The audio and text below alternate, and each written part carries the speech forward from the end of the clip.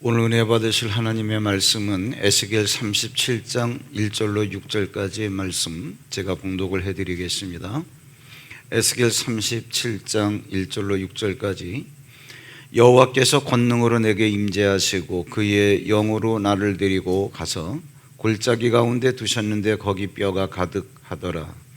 나를 그 뼈 사방으로 지나가게 하시기로 본즉 그 골짜기 지면에 뼈가 심이 많고 아주 말랐더라. 그가 내게 이르시되 인자야 이 뼈들이 능히 살 수 있겠느냐 하시기로 내가 대답하되 주 여호와여 주께서 아시나이다.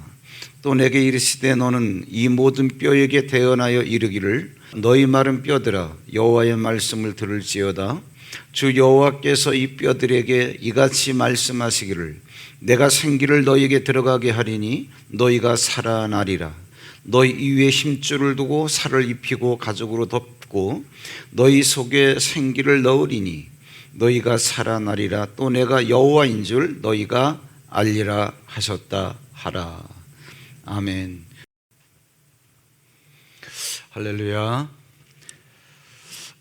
최근에 전 세계적으로 재난이라고 하는 것이 막 본물이 터지듯이 다양하게 막 번지고 있어요. 얼마 전까지 미국에서 엄청난 폭염, 그리고 중국에서는 폭우, 어디에서는 지진, 터키 같은 데서는 아마 한 도시가 그냥 그대로 사라졌다 그러죠. 그 재난이 계속 이어지는 가운데 최근에 가장 큰 세계적인 이슈는 아마 아프가니스탄 사태일 겁니다. 20년 전에 그 미국의 그 쌍둥이 빌딩이 탈레반 세력에 의해서 그것이 파괴된, 거기에 대한 보복으로 아프가니스탄에 그 새 정부를 세웠죠. 미국의 후원으로. 그 지금까지 한 20년 동안 계속 탈레반하고 전쟁이 아프간 정부군하고 이어진 거예요. 아프간 정부군은 미국이 뒤에서 후원을 했고, 20년 전에 미국이 거기에 미국 그 후원 세력으로 아프간 정부군을 위시해서 그 새 정부를 세웠을 때 탈레반 세력이 일주일도 안 돼서 다 거의 전멸되다시피 퇴각을 했습니다. 근데 이것이 왜 이렇게 20년 동안 질질 끌어오다 결국은 미국이 손을 들었느냐? 천문학적인 돈을 쏟아부어도 효과가 없는 거예요, 효과가. 그래서 그 엄청난 그 부를 갖고 아프가니스탄 정부는 부정선거를 치르고 관료들이 부패하고, 그 아프간 정부군이 30만 명이에요. 탈레반은 5만 명.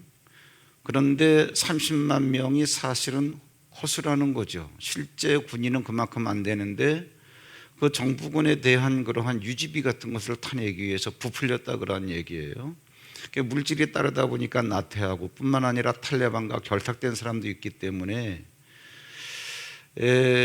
도대체 얘가 지금 아프간 정부군이냐 아니면 탈레반이냐, 낮에는 아프간이고 밤에는 탈레반이고, 이러다 보니까는 미국에서 판단을 한 거죠. 이거는 승산이 없는 게임이다.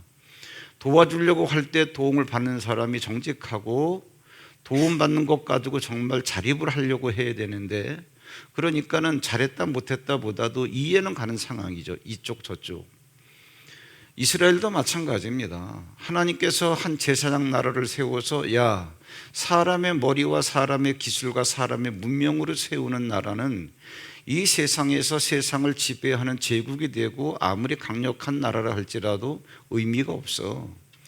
여러분, 영생의 말씀이라는 말을 우리가 굉장히 많이 쓰는데 하나님께서 영생의 말씀 하시는 이유가 있어요. 사람이 아무리 피라밋 같은 그런 엄청난 문명을 쌓아 올리고 과학을 발달시킨다 할지라도, 물질을 아무리 많이 끌어모은다 할지라도 그거는 인생에 따라오는 결과물이에요. 근데 영생의 말씀은 뭐냐 하면은 숱한 인생을 다 담아낼 수 있는 말씀. 이게 무슨 얘기냐면 시대가 바뀌고 과학이 발달되고 아무리 문명이 발달된다 할지라도 그 모든 것들은 인생에 의해서 따라오는 결과물이고, 그러니까 우리는 이 시대 속에서 과연 교회가 무엇인가도 생각하고 하나님이 무엇인가도 생각하고, 이 막 급속도로 번져가는 이러한 모든 상황 속에서 과연 하나님의 말씀이 구태의연한 건 아닌가 이렇게 착각할 때도 있어요. 그러나 하나님 뭐라 그러시느냐, 너희들이 그렇게 숱하게 말하는 영생의 말씀이라는 것 자체가 아무리 수많은 인생들이 쌓아 올린 업적이라 할지라도 그 인생을 다 담아낼 수 있는 거다, 그러한 얘기. 무슨 얘기냐? 말씀은 변하지 않는다, 그 얘기예요. 아무리 시대가 바뀌고 상황이 바뀌고 너희들이 사는 시대가 옛날과 달라서 야, 이러한 상황에서도 고리타분하게 하나님을 믿어야 돼, 그럴지 모르지만 하나님의 말씀은 영생의 말씀이라는 거예요. 전주에 말씀을 드렸습니다. 이스라엘 백성들이 그들의 역사 가운데서 가장 큰 실수가 뭐냐, 하나님을 자기들의 왕이 되는 그러한 모든 것에서 거부하는 거예요. 하나님께서는 제사장 나라를 세우기에 이것만이 참된 나라니까 하나님께로만 돌아와야 개인도 잘 되고 나라도 잘 된다는 거예요. 너들 다른 생각하지 마라, 그러한 얘기예요. 그런데 우리는 지금의 우리들도 예수님 믿고 구원받았지만 하나님 앞에서 어떻게 내가 생각하고 내가 갖고 있는 이러한 모든 것으로 나의 그러한 금자탑을 쌓으려고 그래요. 아니라는 얘기예요. 나라도 마찬가지라는 얘기예요.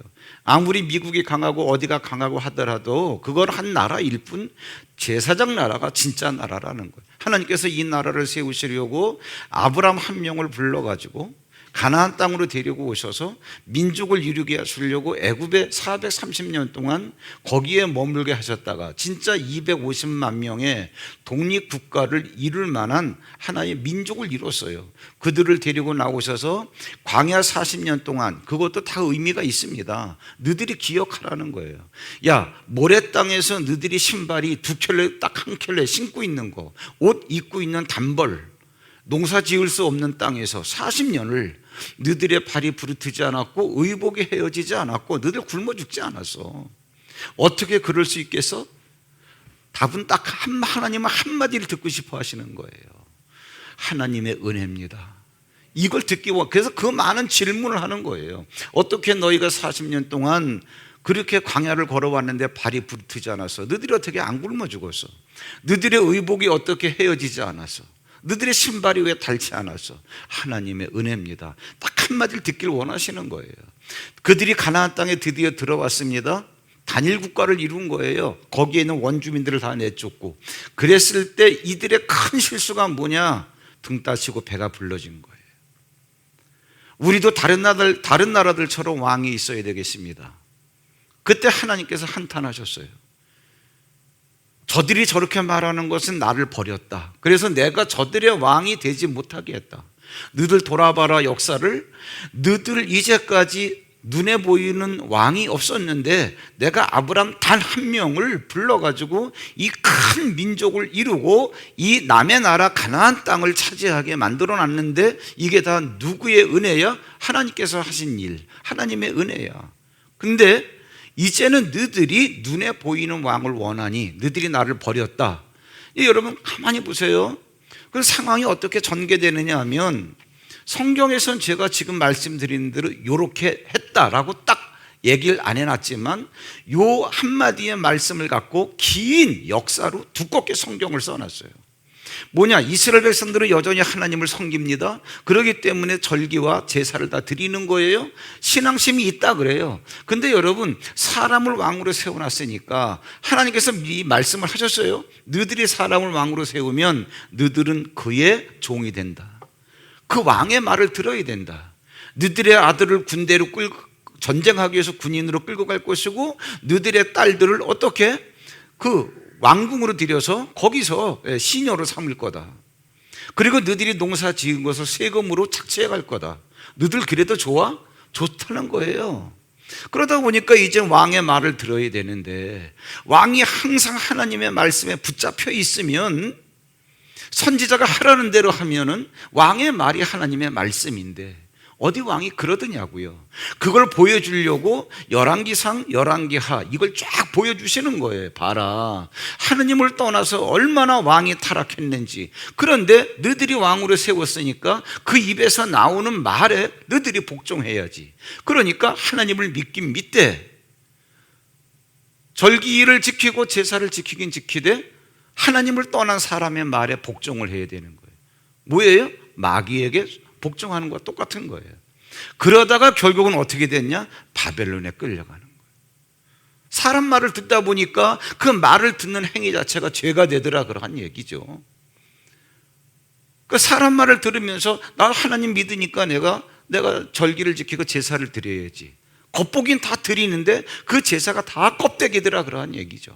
믿음이 다 빠져버린 이거예요. 간단하게 말씀을 드리면 열왕기상, 열왕기하, 역대상, 역대하가 다 이런 얘기입니다.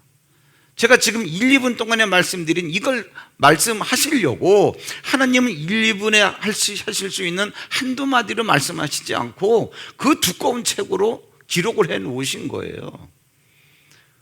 결국은 이제 그들이 바벨론에 어떻게 죗값을 치르기 위해서 포로로 끌려간 거죠. 바이든 미 대통령이 결국은 이건 승산이 없는 게임이다 그러면서 그가 한 얘기가 있습니다. 미군을 철수함으로 세계 각국에서 받을 수 있는 그 모든 지탄을 내가 다음 대통령에게 넘기지 않겠습니다. 그게 무슨 얘기냐면 언제 정리해도 정리해야 된다는 얘기예요. 왜? 상황을 보니까 이거는 끌고 갈 전쟁이 아니더라 그러한 얘기예요. 그게 미군 철수를 발표했습니다. 탈레반이 의기양양해가지고 바로 그 카불을 점령해버렸죠. 수도를 점령해버렸죠. 전국이 거의 90%가 다 현재 지금 탈레반 손에 들어갔습니다. 미군은 계속 철수하고 있고. 그럼 뻔해요. 사람의 생각이 얼마나 무서운지 아시겠습니까? 여자가 몸을 가리면 어떻고 다 드러내놓고 가면 어때요? 어느 나라는 비키니만 입고 다니는데, 그런데 그 여자의 몸을 가리지 않는다는 이유 때문에 사람 생각이 그렇게 무서운 거예요. 총으로 쏴 죽이는 거예요. 이게 그 무슬림들의 코란에 의해서 치리해 나가는 극단적인 행태가 이런 겁니다. 이러다 보니까 사람들이 과연 이 나라의 장차 탈레반 그 정권에서 자유를 기대할 수 있겠는가? 그러니까 이제는 목숨을 걸고 거기를 탈출하는 거예요. 그리고 외국인들은 탈출하게 내버려 두지만 아프가니스탄 사람들은 탈출 못하게 하는 거예요. 여러분 보셨잖아요? 그래서 경계막을 쌓아놓고 저기에는 미군이 있고 미군에게는 손을 못 대겠죠. 이쪽에서는 그 담을 넘어서 탈출하려는 아프가니스탄 사람들이 막 구름대처럼 몰려옵니다. 탈레반이 그들을 향해서 총을 쏘지요. 그래 애라도 살려야 되겠다 그래가지고 애를 미군에게 던져버립니다. 영화에서 보셨을 거예요. 180명인가 타는 그런 수송기에 640명이 탔다는 거예요. 더 이상은 탈 수가 없어가지고 콩나물 시료가 돼서 비행기가 이륙하려고 하는데 비행기의 바퀴 옆에 붙어 있다가 떨어져 죽는 사람도 있고 아수라장이죠. 이게 남의 얘기 같습니까? 바로 이스라엘의 이야기고 우리들의 이야기일 수 있죠. 우리나라도 지금 여러분 지금 남들이 다른 나라에서 바라볼 때는 일본을 제치고 우리가 지금 경제가 굉장히 좋아지고 있습니다. 한국이 지금 세계에서 뜨는 나라입니다 라고 하지만 수지 타산을 맞춰보면 나가는 돈, 이자를 줘야 될 거 아니겠습니까? 우리가 물건 수출해가지고 들어오는 돈 플러스 마이너스에 보면 약간 마이너스예요. 약간. 우리가 지금 이렇게 할 때가 아니란 얘기죠. 하나님이 그러시는 거예요. 내가 이스라엘에게 엄청나게 쏟아부었는데 아니더란 얘기예요. 구원받은 우리도 마찬가지입니다. 예수 그리스도가 우리에게 엄연한 절대적인 주인이신데 그래서 내가 너를 정말 후원해 왔는데 네가 지금 등 따시고 배부르다 보니까 더군다나 그렇게 해이해진 상태에서 코로나니 뭐니 이런 상황이 막 번지고 나니까 과연 내 인생에 소망이 있는가? 이럴 때 하나님이 가장 고독하시다는 거예요. 너한테 엄청나게 쏟아 부어도 네 생각이 그렇고 네 마음의 중심이 그런 한 대안이 없다는 얘기예요. 그래서 이제 하나님께서 이스라엘 백성들이 바벨론의 포로로 끌려왔을 때 거기에 에스겔 선지자도 포로로 끌려갔습니다. 끌려오던 해에 에스겔 선지자에게 환상으로 보여주시는 거예요. 환상 가운데 에스겔을 데리고 어느 골짜기로 가십니다. 골짜기에 가보니까 골짜기에 시체가 다 던져져 가지고 살이 썩어서 해골만 남은 거예요. 마른 뼈로 가득 차 있습니다. 거길 한 번 이렇게 지나가게 하신 다음에 하나님께서 질문을 하셔요. 예, 이 뼈들이 능히 살 수 있겠니? 하나님께서 오죽하면은 그런 질문을 하시겠어요? 질문을 하시는 분은 하나님이십니다. 사람들끼리 망연자실해서 모든 걸 포기해버린 게 아니라 질문하시는 분은 하나님이세요. 야, 가능성이 있겠니? 그런데 그 뼈들이 누구냐? 뼈들이 누구라고 오늘 본문 조금 밑에 내려가면 써놨습니다. 지금 에스겔에게 환상으로 보여주고 있는 뼈는 뭐다? 여기에 끌려와 있는 이스라엘 백성들이라는 거예요. 그 눈으로 볼 때는 여러분 이들도 사지가 멀쩡해서 바벨론의 포로로 끌려왔지만 거기에서 먹고 살고 농사 짓고 일을 하고 그럽니다. 똑같이 움직이는 거예요. 이걸 산다고 할 수 있겠냐 그러한 얘기죠. 하나님께서 그래서 너들은 지금 육체를 고동한다 할지라도 너들은 죽은 마른 뼈야. 그런데 에스겔에게 질문하시는 거예요. 에스겔아, 이 뼈들이 능히 살 수 있겠니? 먼저 이것이 하나님께서 던지는 질문이라는 걸 기억하시고, 하나님 전능자가 이렇게 말씀하실 때는 상황이 오죽하면 이러한 질문을 하시겠나. 여기에 대한 에스겔의 대답이 뭡니까? 주께서 아십니다. 답답하지요. 뭐라고 대답을 해요? 예, 삽니다. 이렇게 말을 하려니 믿음이 없고 상황이 너무 처절하니까 살긴 뭘 살아요. 끝났지요. 그렇게 대답하자니 하나님 면전에서 믿음이 없다라고 책망 들을 게 뻔하고, 여러분 같으면 뭐라고 대답하시겠습니까? 고민하실 필요 없어요. 여러분들이 여러분 자신을 이 시대적 상황에서 여러분 자신의 인생을 놓고 여러분 스스로에게 질문했을 때 과연 내 인생에도 소망이 있는가? 그럴 때 여러분에게, 여러분 거기에서 고민하지 않고 툭 나올 수 있는 대답이 뭐예요?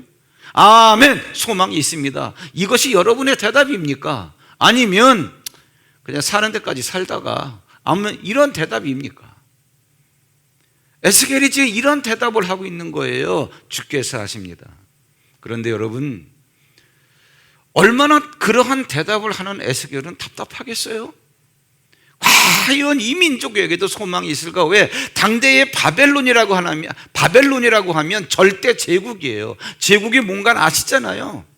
바벨론이라고 하는 이름으로 숱한 나라들을 점령을 해서 바벨론의 문화를 이식하고 바벨론의 사상을 주입해서 바벨론의 왕 중에 왕이 돼가지고 숱한 나라들의 왕을 종으로 삼아서 바벨론화 시켜버리는 거. 땅덩어리도 커졌지요. 민족도 여기저기에서 숱한 민족들이 섞여 살지요. 그래, 숱한 민족을 다 정복을 해서 끌어와가지고 생각이 다른 사람들을 하나로 묶어버릴 수 있는 게 뭐겠어요?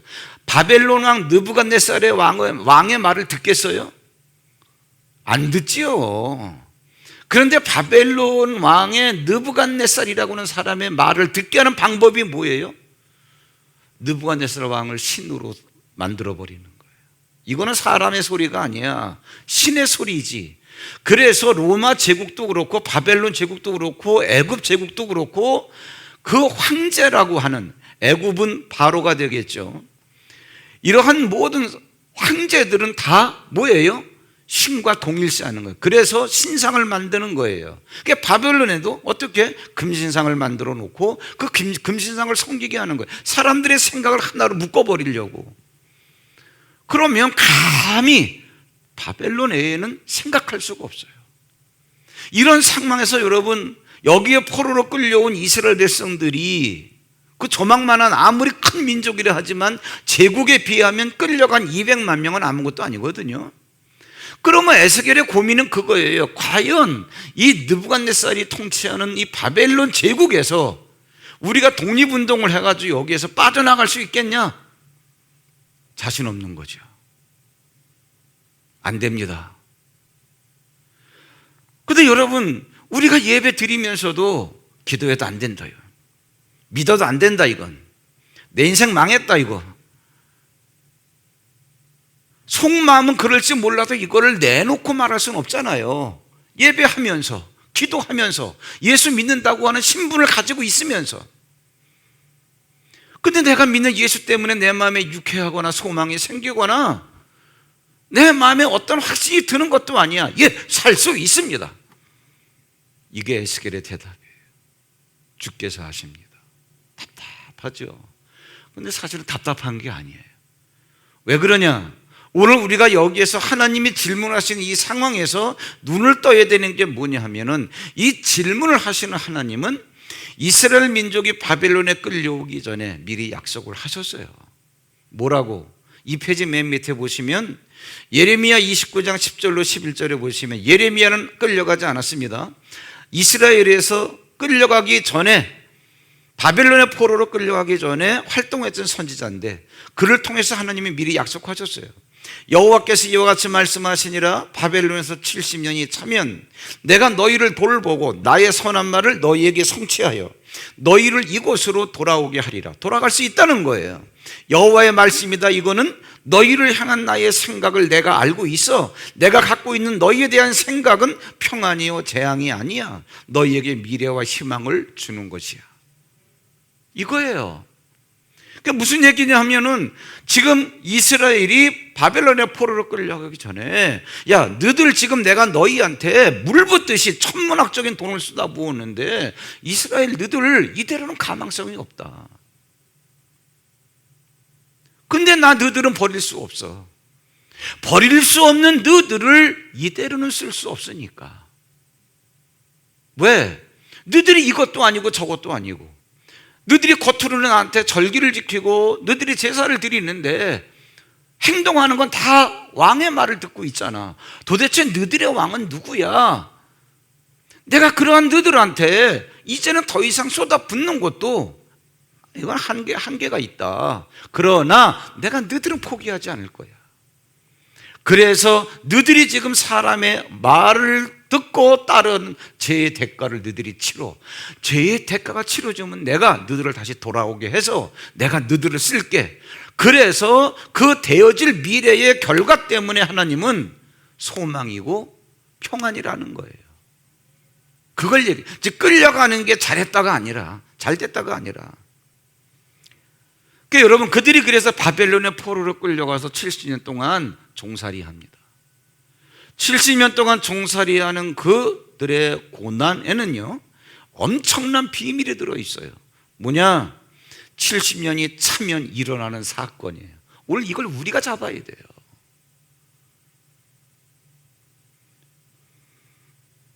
뭐냐 하면은 70년이 됐습니다.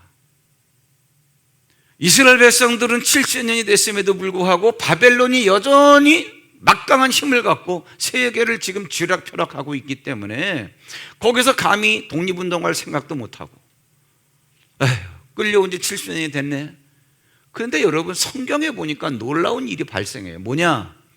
하나님의 말씀을 기억하고 하나님의 말씀을 붙잡고 하나님의 말씀대로 일하는 영적인 존재가 누구냐? 천사라는 거는 여러분, 우리가 엄청나게 많이 얘기했죠.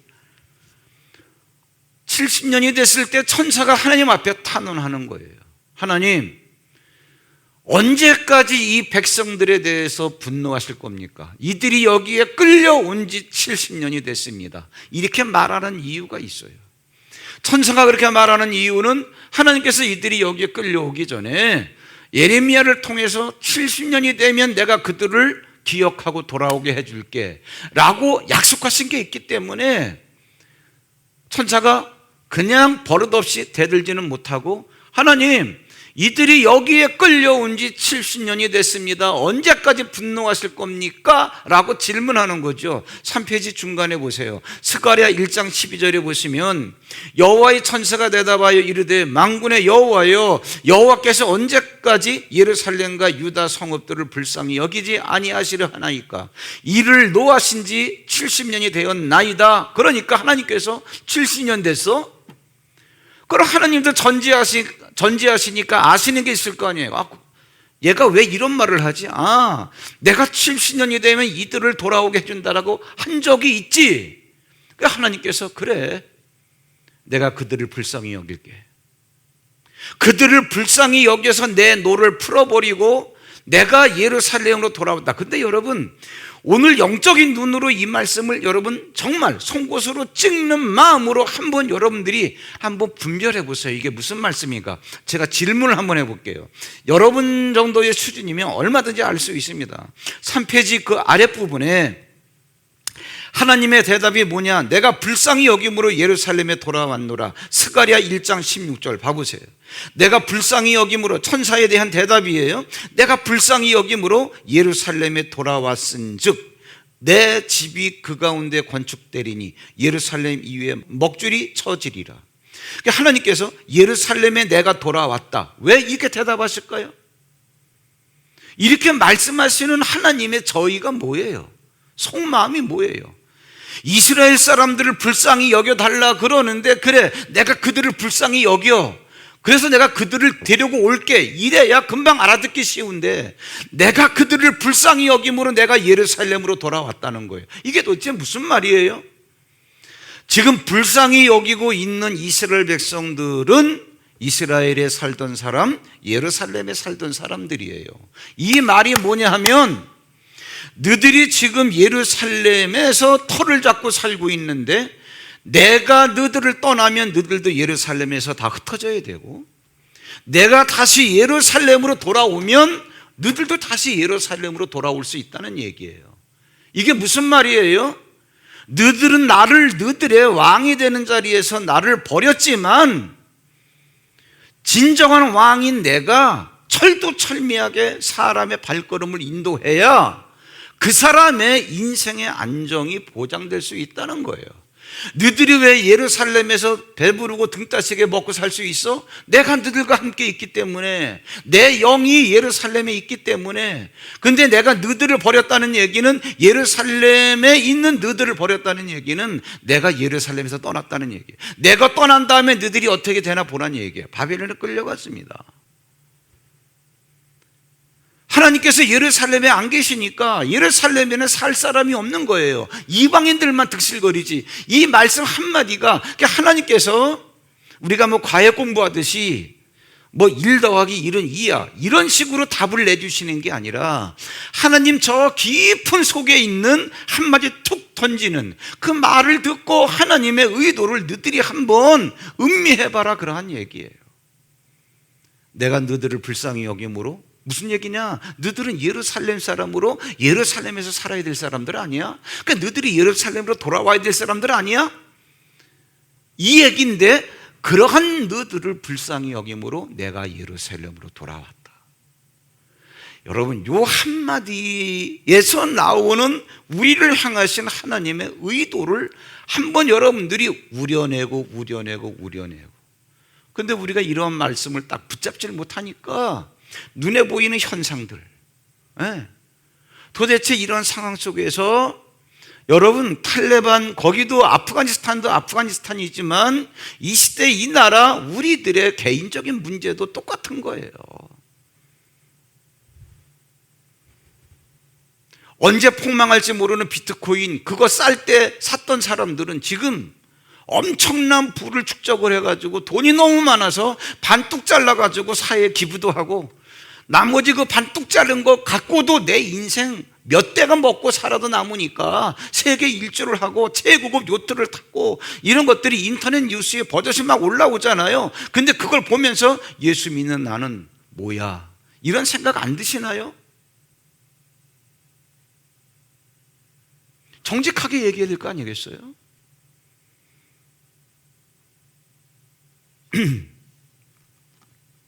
하나님께서 그러시는 거예요. 아무리 인생이 그렇게 화려하다 하더라도 영생 속에, 영생과 비교하면 너희들은 영생에서 사는 자들 아니냐. 오늘 놓치지 말아야 될 게 있어요. 이들을 한 70년 됐어요. 그랬더니 내가 그들을 불쌍히 예루살렘에 돌아왔어. 그러면 70년이 끝나면 어떤 일들이 벌어지는가? 하나님께서 내가 예루살렘으로 돌아왔어. 내가 돌아온 예루살렘에 이제는 뭐예요? 나의 그 성전이 어떻게 건축 대리인이 건축하려면 여러분 설계도를 떠야 될 거 아니겠어요? 성전을 다시 복원하는데 가로가 얼마고 세로가 얼마고 그 먹줄로다가 딱딱 쳐야 될 거 아니겠어요? 그래야 거기다가 이제 벽돌을 놓고 뭐 쌓아 올리고 그래야 될 거 아니겠어요? 하나님의 대답을 듣고 이것도 이제 여러분이 저기 환상 가운데서 어떤 애가 먹줄을 잡고 막 달려가는 거예요. 너 어디 가니? 어이, 하나님께서 예루살렘으로 돌아오셨는데 예루살렘 성전이 다시 솔로몬 성전이 복원되려면 가로 세로를 갖다 측량해야 될 거 아니겠어요? 그 건축하기 위해서 설계도 갖고서 이거 먹줄 튕기러 갑니다. 그래가지고 여러분 이 먹통을 갖고 막 가는 거예요.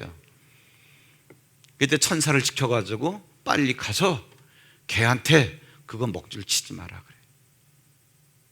이렇게 말씀하시는 이유가 있어요. 여러분 생각해 보세요. 이 설명을 듣고 말씀을 들으시면 금방 깨달아집니다. 뭐냐? 이 사람이 먹줄을 갖고 가는데 보세요. 야, 하나님이 다시금 하나님의 성전을 짓겠다고 그러시는데 성전을 어떤 크기를 지을까? 그래서 가로 200m, 세로 100m 지으면은 야, 엄청 크다 야. 그러면 여러분 200m, 100m 되는 이 면적 속에 사람하고 가축을 집어넣으면 사람이 1000명 들어가고 가축도 1000마리 들어갑니다. 꽉 차는 거예요. 그럼 하나님께서 야, 가축을 갖다 나는 5000마리 주려고 그러는데 더 들어갈 데가 없네? 아, 그럼 늘리면 됩니다. 그래가지고 가로를 갖다가 500m, 세로를 갖다가 200m 엄청 크게 지어놨어. 야, 엄청나게 컸네. 그러니까 하나님이 계속 들여보내는데 사람이 10,000명, 가축이 10,000마리 들어가니까 또 꽉 찬 거야. 야, 한 30,000마리 주려고 그랬더니 더 못 들어가겠네? 이게 무슨 얘기냐? 사람이 아무리 크게 진다 할지라도 먹줄을 튕겨서 가로 얼마, 세로 얼마 이러한 수치가 나오는 그 고정적 그 건물에는 우리가 생각할 땐 엄청나게 담아낼 수 있겠네 그럴지 모르지만 채워질 만큼 채워지면 더 이상은 못 채운다 그러한 얘기예요. 하나님께서 야, 바벨론에서 70년 동안 포로 생활하다가 돌아왔다 그러면 너희들의 죄값이 치러진 거니까 죄값이 치러진 다음에 하나님께서 이제는 내가 너희들을 쓸 거야. 내가 옛날에 그랬잖아. 너희들에 대한 생각은 미래와 소망을 주려는 것이라고, 재앙이 아니라 그랬잖아. 그러니까 하나님께서 한번 너희들을 쓰시겠다 그러는데 우리는 먹줄 갖고서 100m, 200m 아니면 200m, 400m 아니면 500m, 1000m 엄청 크지. 그러니까 얼마나 큰가 이걸 갖다가 다 뭐예요? 산술적으로 계산하고 있더라 그런 얘기예요. 여러분들 정말 우리가 하나님을 믿는 사람들이라면 하나님의 말씀을 기억해 보세요. 저는 가끔가다 그 생각을 합니다. 내가 하나님의 말씀을 확실히 잡는 것도 좋지만 그렇게 확실히 잡아도 내 인생 끝날 때까지만 잡는 거예요. 인생이 끝나면 말씀 잡고 뭐하고 할 필요 없어요. 누구나 다 낙원에 들어가서 그 자체로 사는 거지. 그 여러분 확실히 말씀을 붙잡고 사는 굳건한 신앙생활 하는 것도 좋은데 시간까지도 계산하세요. 그래, 내가 이처럼 굳건하게 말씀을 잡고 산다 할지라도 내 목숨이 붙어 있는 동안만 잡고 사는 거예요. 시간이 아깝다. 시간이, 신앙이 좋은 것도 좋은 거지만 그 좋은 신앙을 유지할 수 있는 시간도 많지 않은 거예요. 이것까지 생각을 한번 해보세요. 그러면 하나님께 하시는 말씀이 뭐냐 하면은 죄에 대한 대가를 치르고 돌아오는 너희들에게 내가 주려고 하는 거는 너희들을 따르는 사람들이 너무나 많고 너희들이 소유할 가축이 짐승떼가 너무나 많아.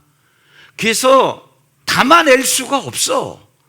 너희들이 엄청나게 크게 졌어 그랬다 할지라도 너희들이 생각하는 그 크게 지었다라고 하는 그 규모를 갖고는 내가 주려고 하는 것을 다 담아낼 수가 없어.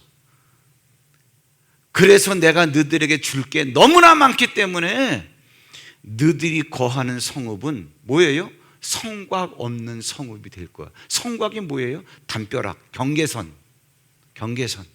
먹줄 갖고 경계선을 치려고 했던 그 줄자 띄우지 말어. 이유가 뭐예요? 줄 게 너무 많기 때문에. 그럼 하나님, 아니 이렇게 무한적으로 이렇게 많이 주시면 그걸 어떻게 관리하고 누가 보호해요? 그 보호하기 위해서 뭐예요? 성벽이라는 게 있잖아요. 담벼락, 도둑 못 들어오게.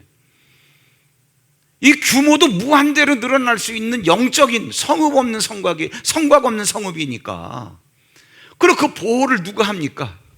내가 하나님께서 내가 불로 둘러싼 불꽃 같은 천사들을 이렇게 성벽 보호막이 되게 해서 내가 보호할 거야. 이게 여러분 뭔지 아세요? 놀랍게도 하나님 속에 응어리가 있는 거예요. 한이 있는 거예요. 뭐냐? 다시 여러분들이 성경 지식을 갖고 왜 이스라엘 백성들이 어쩌자고 바빌론의 포로로 끌려오기까지 이 변곡점이 어디에 있었는가? 제가 누누이 말씀드렸잖아요. 뭐죠? 하나님을 자기들의 인생에서 왕이 되지 못하게 쫓아낸 거예요. 그때부터 그들이 쇠락하기 시작하다가 급기야는 바벨론의 포로로 끌려온 거예요. 여기서 죄의 대가를 치르고 돌아왔을 때 하나님께서 뭐예요? 하나님, 그러면 이 많은 것들을 누가 어떻게 보호해줘요? 내가 불로 둘러싼 내 천사를 지켜서 불로 둘러싼 성곽, 너희들의 인생과 너희 인생에 딸려온 무탄 사람과 그 가축대들을 내가 보호할 거야. 뭐예요? 다시 내가 너희들의 왕이 되겠다는 거예요.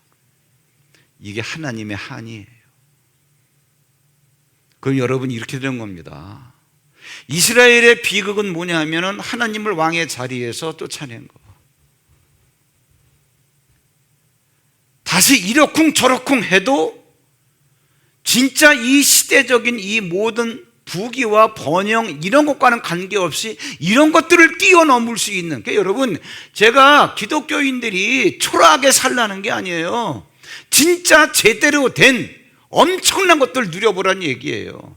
그렇게 되려면 하나님이 다시 진정한 왕이 돼야 된다는 거예요. 그 얘기하는 거예요. 그 얘기.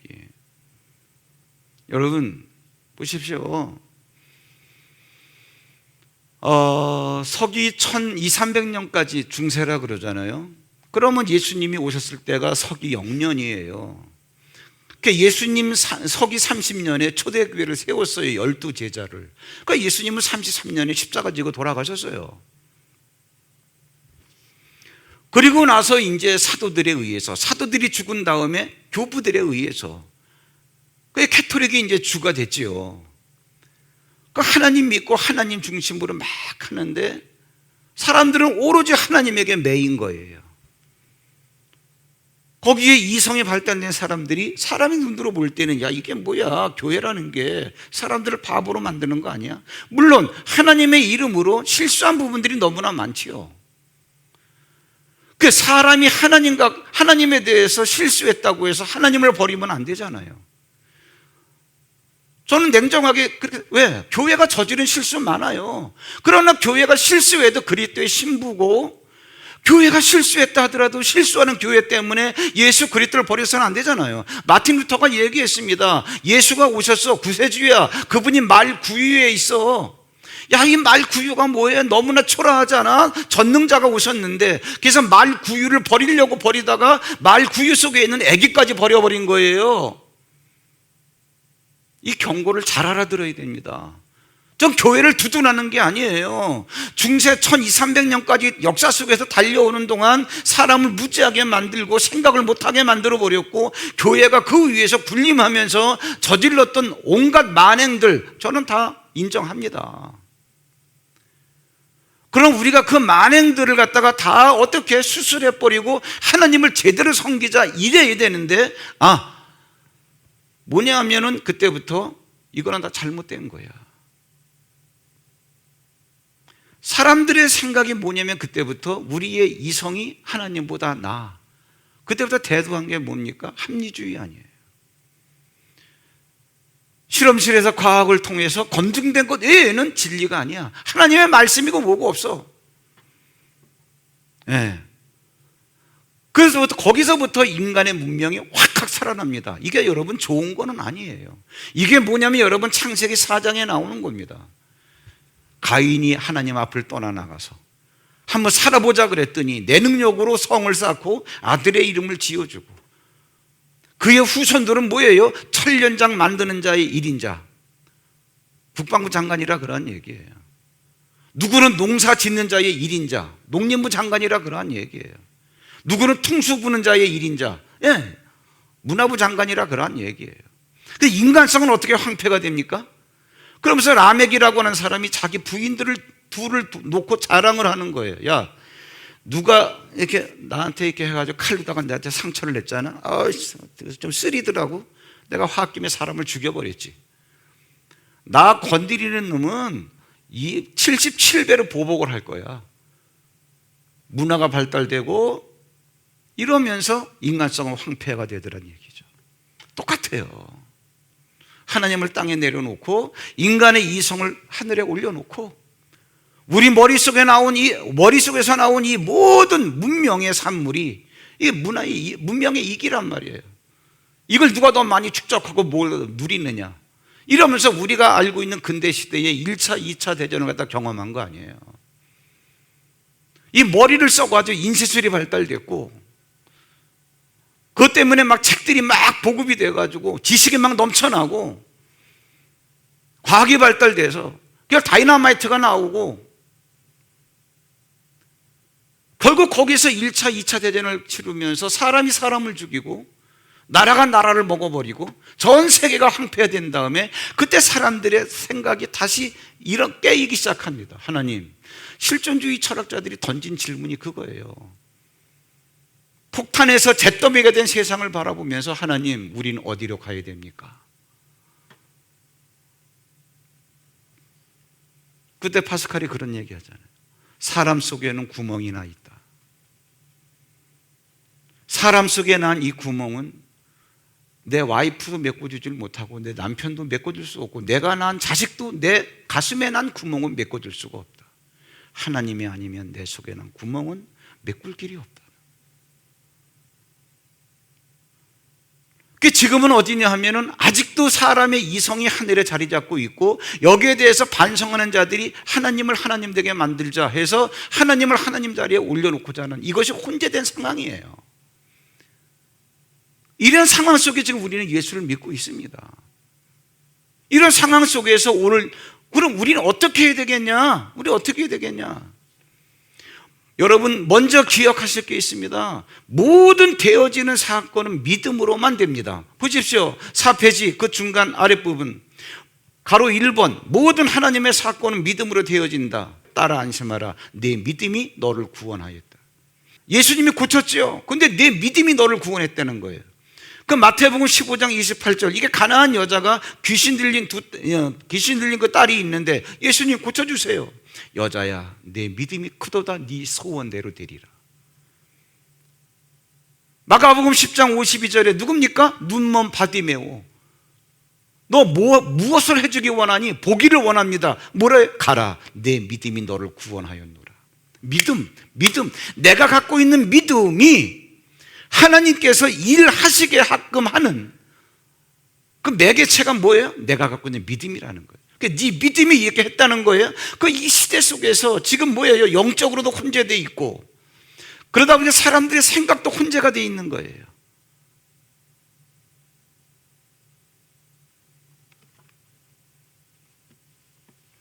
여러분, 비트코인 사지 마십시오. 되고 안 되고가 문제가 아니라 그것 따라가다 인생 망합니다. 근데 우리를 유혹하는 게 뭐냐? 그러니까 맨 처음에 나올 때 여러분 1달러도 안 됐었어요.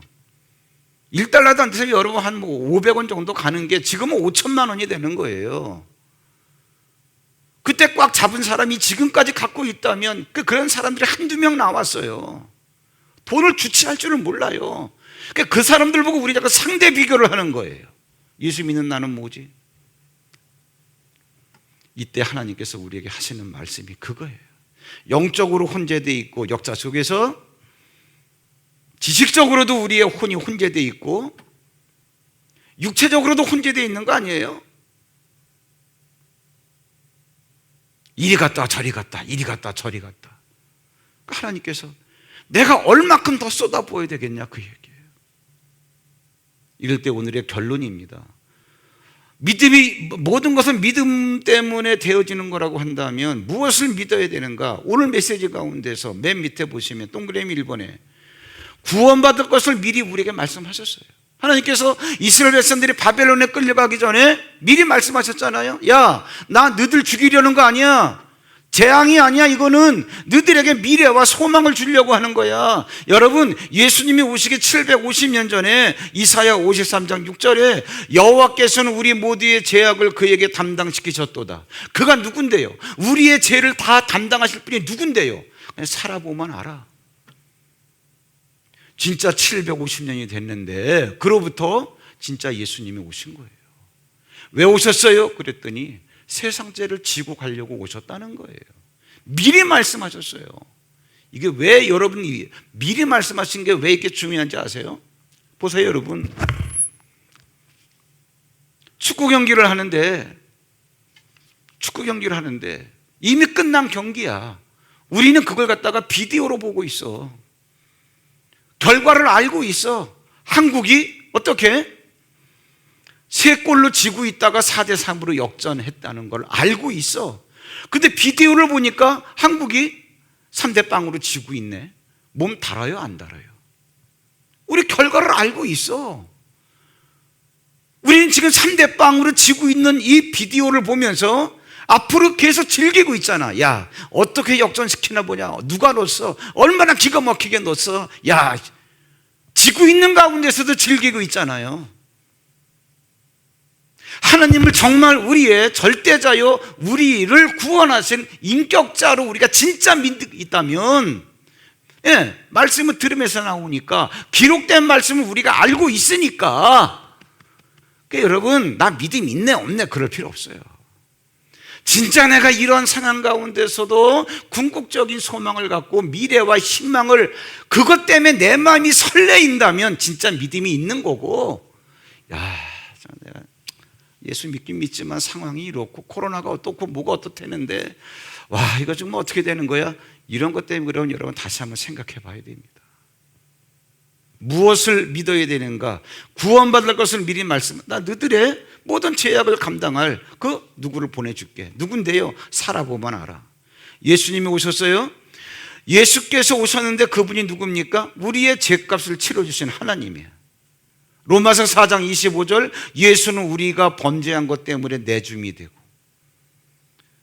그럼 뭐예요? 이게 70년 동안 바벨론에서 죄값을 치르고 해방돼서 돌아온 이스라엘 백성들이란 말이에요. 그래서 70년 동안 죄값 치르는 거를 우리에게는 예수님께서 치러주셨어요. 그러면 여러분, 가나안 여자가 딸고 치려고 예수를 믿었던 것처럼, 바디메오가 눈뜨기에서 예수를 믿었던 것처럼 우리도 이 말씀을 놓고 삶의 현장에서 예수님 그렇습니다.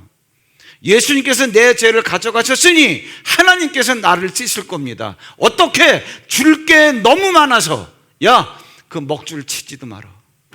하나님, 그러면 어떻게 해요? 내가 친히 불로 둘러싼 성곽이 될게. 나는 그럴 만한 자격이 있단 말이에요. 왜? 내 안에 계신 예수 그리스도가 나의 죄값을 치렀기 때문에. 하나님의 말씀이에요. 믿는 건 이걸 믿어야 돼요. 그런데 우리는 너무나 현실을 바라보는 집착이 강해요. 솔직히 얘기해서. 그렇기 때문에 이거는 말씀인데 말씀만 그 말씀이 다지 여러분. 말이 아닙니다. 세상 사람들이 주고받는 말이 아니라 실제로 존재하시는 하나님의 본질이 말씀이에요. 이게 기독교인의 특권이에요.